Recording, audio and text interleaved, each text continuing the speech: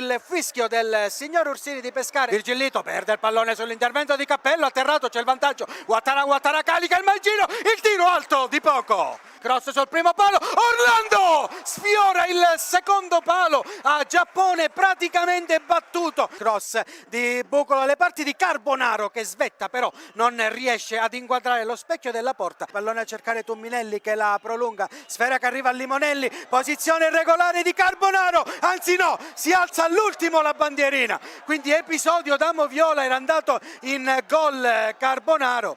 Rotulo contro Guarino, pallone sul destro, le finte di Rotulo sul numero 18, pallone che non arriva sul fondo, Cappello, il tiro, la parata di Giappone. Arriva adesso Bucolo, il cross in mezzo, pallone che viene toccato di testa da Carbonaro, palla che finisce di poco fuori, pallone che lentamente esce alla sinistra di Valenti. Vitolo prova a mettere un po' di ordine, trova a sinistra Cappello, puntualissimo a ricevere la sfera, le finte su Virgillito, pallone sul mancino, cross, Ouattara! E palla che arriva direttamente tra i guantoni di Giappone, ci ha provato in tuffo Ouattara. Il corner di Rotulo, arriva adesso la battuta, Ouattara la gira e gol! Ouattara! Ancora una volta impreparata la difesa della Cireale, arriva il gol dell'ex Adam Sacchi, Ouattara la sblocca al 10° della ripresa, Licata 1 a Cireale 0, segna Ouattara che trova il corner di Rotulo e ancora una volta difesa della Cireale ampiamente rivedibile, tutto solo Ouattara la gira sul secondo palo, inerme, immobile. Giappone non ha potuto far altro che vedere la propria rete gonfiarsi.